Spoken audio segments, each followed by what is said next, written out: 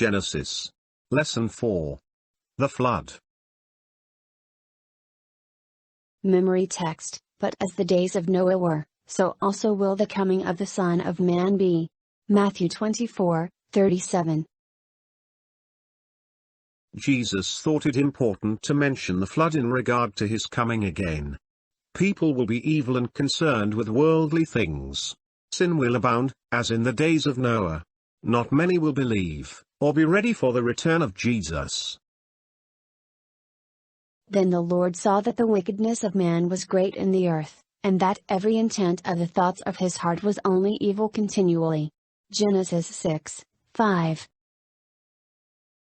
God sees how his perfect creation has become overly tainted with evil. In fact, God shows remorse that he even put man in the middle of it. Only Noah was righteous in God's sight.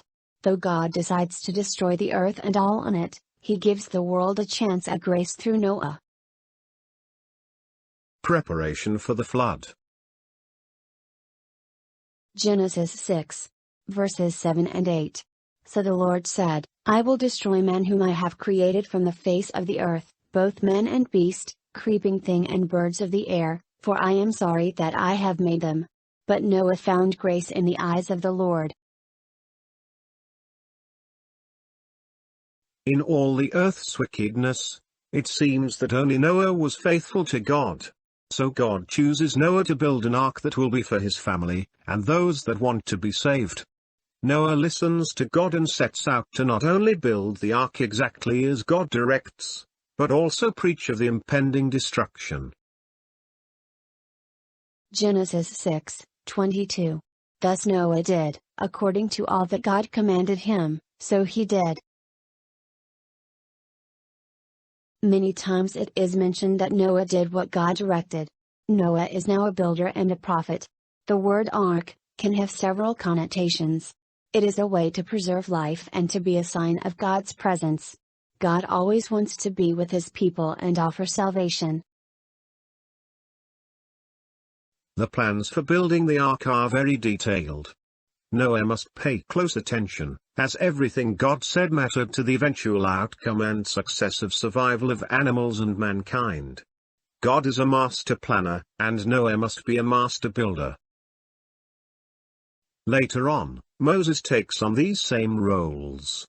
God gives very exact plans for the tabernacle and the Ark of the Covenant. Both of these arks were completely connected with the presence of God and the salvation of his people. 2 Peter 2, verses 5 and 9. And did not spare the ancient world, but saved Noah, one of 8 people, a preacher of righteousness, bringing in the flood on the world of the ungodly. Then the Lord knows how to deliver the godly out of temptations and to reserve the unjust under punishment for the day of judgment. God has promised to always find a way to not only punish the wicked, but save his followers. The event of the flood. Genesis 7, verses 2 and 3. You shall take with you 7 each of every clean animal, a male and his female, 2 each of animals that are unclean, a male and his female, also 7 each of birds of the air, male and female, to keep the species alive on the face of all the earth. God commanded Noah to build an ark, then told him what to take aboard. God would send water to cover the earth and destroy all living creatures. Without the faith of Noah, all creation would be lost. Genesis 7, verses 4, 13 to 15. For after 7 more days I will cause it to rain on the earth 40 days and 40 nights, and I will destroy from the face of the earth all living things that I have made. On the very same day Noah and Noah's sons, Shem, Ham, and Japheth, and Noah's wife and the 3 wives of his sons with them, entered the ark, they and every beast after its kind, all cattle after their kind. Every creeping thing that creeps on the earth after its kind, and every bird after its kind, every bird of every sort. And they went into the ark to Noah, 2 by 2, of all flesh in which is the breath of life. After reading these verses, it can be easy to view the flood as a story of a creation, in reverse. It parallels the creation story by using phrases like 7 days, male and female, after their kind, breath of life. Here Noah, his family, and animals, get on the ark. We go in reverse to the beginning when water covered the earth. After God floods the earth, the dry land appears, and animals and humans leave the ark to repopulate the earth. Does the flood remind you of your salvation? When we accept Jesus and follow Him, we die to self for a new creation in Jesus. Ephesians 4, verses 22 to 24. That you put off, concerning your former conduct, the old man which grows corrupt according to the deceitful lusts, and be renewed in the spirit of your mind, and that you put on the new man which was created according to God, in true righteousness and holiness.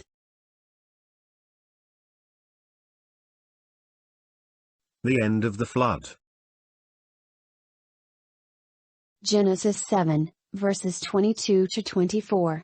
All in whose nostrils was the breath of the Spirit of life, all that was on the dry land, died.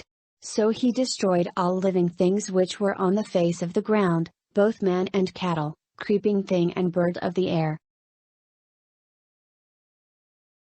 They were destroyed from the earth. Only Noah and those who were with him in the ark remained alive. And the waters prevailed on the earth 150 days. Genesis 8, 1. Then God remembered Noah, and every living thing, and all the animals that were with him in the ark. And God made a wind to pass over the earth, and the waters subsided. The Bible describes utter destruction for the entire earth. But what about Noah and the ark? Does God remembering Noah mean that he had been forgotten? No.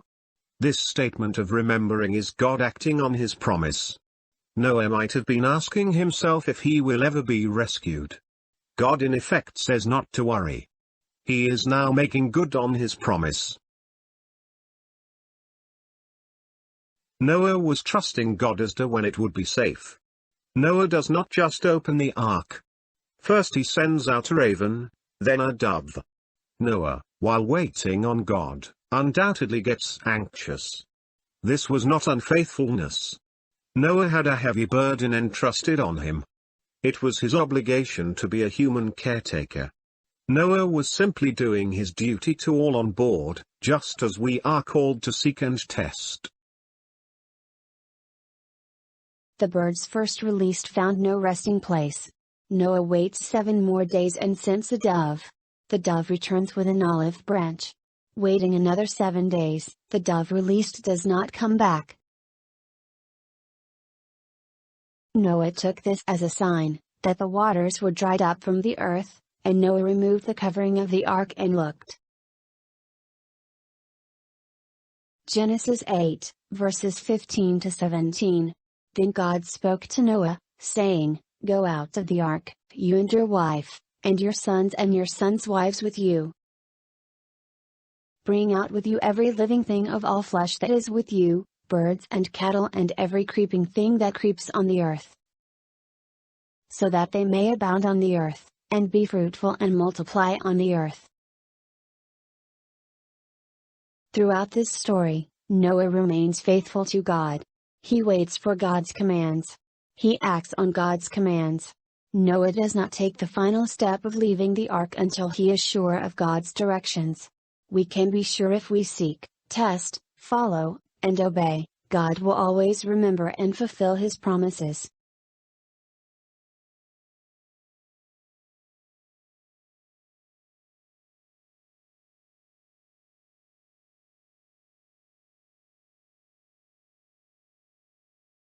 The Covenant, Part 1. Genesis 6, 18. But I will establish my covenant with you, and you shall go into the ark, you, your sons, your wife, and your sons' wives with you. God saw nobody else listening to Noah about the impending destruction of the earth. He made the covenant with Noah to save him and his family in the midst of this proclamation of death. Genesis 8:20. Then Noah built an altar to the Lord, and took of every clean animal and of every clean bird, and offered burnt offerings on the altar. As Adam and Eve enjoyed the Sabbath and worshipped God after creation, Noah also worships God. But his act of worship was entirely different and new. It was a burnt animal sacrifice on an altar. Noah offered this as a thanksgiving offering for the salvation provided from the flood waters. Not only was this the first animal offering on an altar, but the relationship between man and animals was now changed. Animals were not given for food originally at creation. But now animal meat was allowed for food. This probably was due to the fact that plant life would not be readily available after the flood. Genesis 9, verses 2-4. And the fear of you and the dread of you shall be on every beast of the earth, on every bird of the air, on all that move on the earth, and on all the fish of the sea. They are given into your hand. Every moving thing that lives shall be food for you. I have given you all things, even as the green herbs. But you shall not eat flesh with its life, that is, its blood. Later on, we see how God desires man to avoid eating certain animal flesh. The nature of animals appears to have changed as well. As today, many animals survive on violence and people are attacked by them. The peacefulness of Eden is now erased from the world. The Covenant, Part 2. Genesis 8:21. And the Lord smelled a soothing aroma. Then the Lord said in his heart, I will never again curse the ground for man's sake, although the imagination of man's heart is evil from his youth, nor will I again destroy every living thing as I have done. Even though evil encompassed the earth and needed to be destroyed at that time, God had a plan to save the human race from complete destruction. God gave us grace through Noah. Genesis 8:22. While the earth remains, seedtime and harvest, cold and heat, winter and summer, and day and night, shall not cease. If you look close at that verse, you will see God had a plan for any concerns about the future of our climate. That promise of cold, heat, summer, and winter until the end of this present earth, is one we as Christians might have overlooked. Genesis 9:12-15. And God said, This is the sign of the covenant which I make between me and you, and every living creature that is with you, for perpetual generations. I set my rainbow in the cloud, and it shall be for the sign of the covenant between me and the earth. It shall be, when I bring a cloud over the earth, that the rainbow shall be seen in the cloud, and I will remember my covenant which is between me and you and every living creature of all flesh. The waters shall never again become a flood to destroy all flesh. After the destruction of the flood, God gives a sign of the rainbow. This sign is not just for Noah and his family. It is for all the earth and every living creature. Can you see how this might be a sign like the Sabbath? Both the rainbow and the Sabbath are for the entire world. The rainbow was set after a new start for the earth. The Sabbath commemorates the original creation. Both are signs between us and God. Probably most Christians, and many non-Christians, think about the flood when seeing a rainbow. But we should not just think about the flood, but the promise that God made. The rainbow is a reminder that God keeps His promises.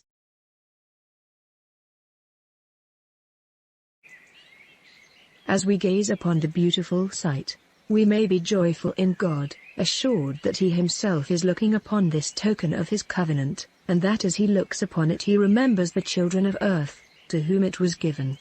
Their afflictions, perils, and trials are not hidden from Him. We may rejoice in hope, for the bow of God's covenant is over us. He never will forget the children of his care,